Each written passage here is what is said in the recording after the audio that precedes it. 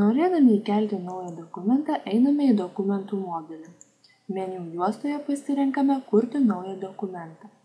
Atsidariusiame lange nurodome, kurį dokumentą norime įkelti į sistemą. Toliau kortelėje įvedame reikalingą informaciją apie dokumentą. Nurodome būseną, įrašome pavadinimą, aprašymą. Iš sąrašo pasirenkame dokumento tipą, nepamirštame įvesti dokumento datos ir išsaugome. Įkeltą dokumentą iš karto matome savo dokumentų sąraše. Kiekvienam dokumentui galima nustatyti priėjimo teisės, tai yra, kas gali matyti ir koreguoti dokumentą.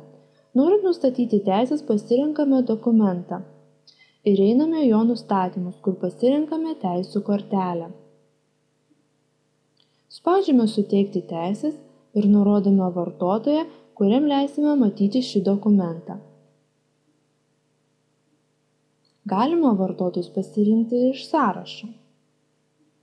Nurodžius vartotoją nepamirštame nurodyti, kokias teisės jis turės į šį dokumentą. Norėdami pradėti derinimo darbų seką, pasirinkto dokumento nustatymuose pasirenkame darbo sekos. Nustatome, kad dokumentą nuosekliai peržiūrės Mykolas ir Jaroslavas. Sukūrus darbo seką, užduotis pirmiausia automatiškai susiformuoja Mykolui. Kai Mykolas atlieka ir patvirtina užduotį,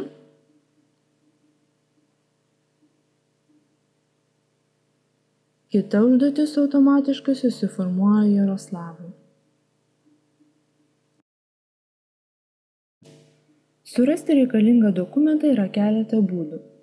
Vienas iš būdų yra paieškos laukelėje įrašyti su ieškomu dokumentu susijusią frazę arba skaičių.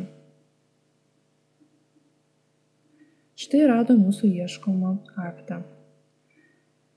Kitas būdas tai pasinaudoti filtravimo įrankiais. Iš sąrašo išsirenkame, kokio tipo dokumento ieškosime. Išsirenkame būseną, išrūšiuojame pagal datą. Trečias būdas yra dokumentų peržiūra pagal iš anksto sukurtus sąrašus. Sąrašų kiekis yra neribotas. Šiuo atveju galima dokumentų peržiūra pagal būsenas ir tipus. Sutarčių kėlimas vyksta sutarčių modulyje. Meniu juostoje pasirinkus įkelti naują sutartį. Sutartys įkeliamos labai panašiai kaip ir dokumentai. Skiriasi tik sutarčių kortelės laukai. Čia galima nurodyti klientą, nustatyti sutarties galiojimo laiką.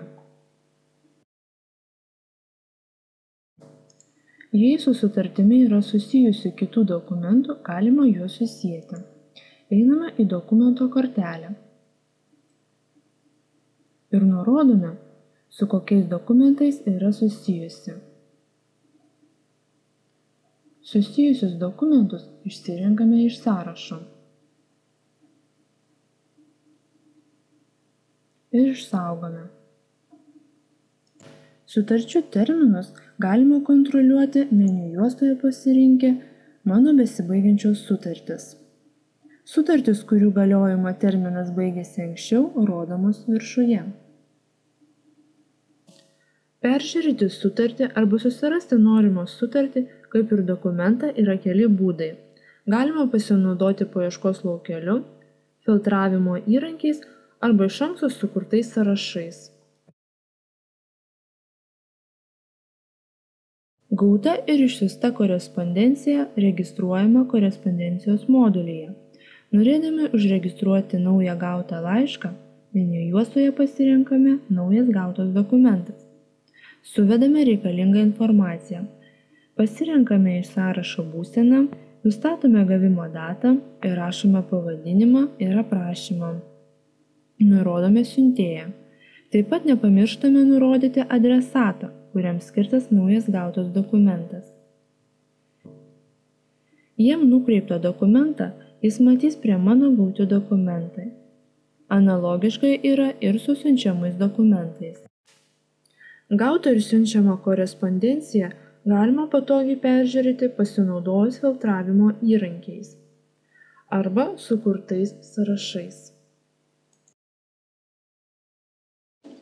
Norėdami sukurti užduotį einame į užduočių modulį ir meniu juostoje pasirenkame kurti naują užduotį.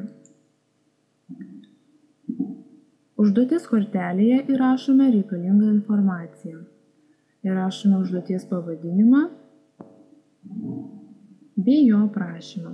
Nurodome atsakingą darbuotoją bei darbuotoją atsakingą už vykdymo kontrolę. Išsaugome. Sukurtą užduotį atsakingas darbuotojas mato prie savo užduočių. Norėdami peržiūrėti savo užduotis, einame meniu juostoje Mano užduotis. Čia matome ir neseniai man priskirtą naują užduotį. Norėdami peržiūrėti vėluojamas atlikti užduotis, meniu juostoje pasirenkame Vėluojančios užduotis.